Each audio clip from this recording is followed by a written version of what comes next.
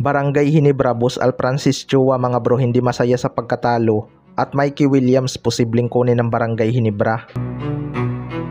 So bigo na naman ang Barangay Ginebra na makuha ang kampyonato mga bro.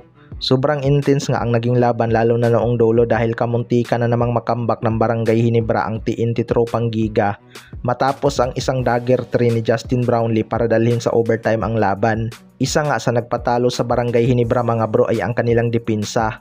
Parang ang tamad dumipinsa itong mga player ng Barangay Ginebra kapag nakawala ang player ng TNT ay hindi na nila hinahabol at tinitingnan na lang. Samantalang itong mga player naman ng TNT ay halos buhis buhay na nga makuha lang ang rebounds. Yung Ronde Hollis Jefferson mga bro kahit nag-cramps na sa dulo ay humahasil pa rin. Kaya para sa akin deserve din talaga ng TNT Tropang Giga ang panalo na yon.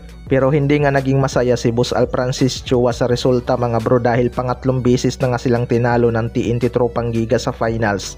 At magtatlong taon na din silang hindi nagkampiyon.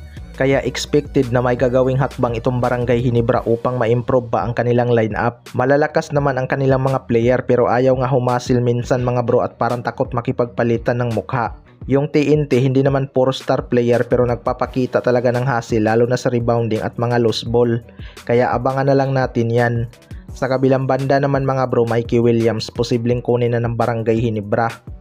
Ito ang si Mikey Williams ay nagpakita na noong huling conference mga bro kung saan nanood pa ito ng finals.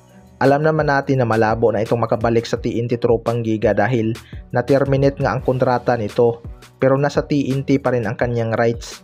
Ngayon nga napapatunayan na ng TNT Tropang Giga na kaya nilang mag-champion kahit wala si Mikey Williams.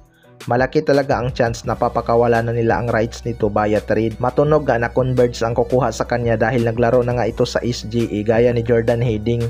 Pero dahil sa pagkabigo ng Barangay Ginebra mga bro, hindi talaga malabong gagalaw na din sila. Legit na scoring machine nga itong si Mikey Williams pero ang concern lang ng mga fans ay baka matulad ito kay Stephen Holt. Alam naman natin kung gaano kahalimaw itong si Stephen Holt sa tira perma jeep.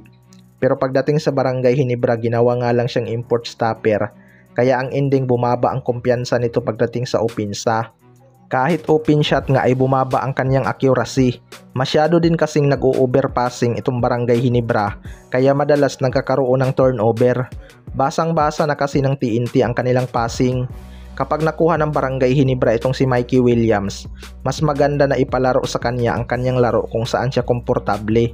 Marami naman kasing scoring machine tong Barangay Ginebra, hindi nga lang talaga masyadong umiinit dahil na-overpassing sila at nagkaka-turnover.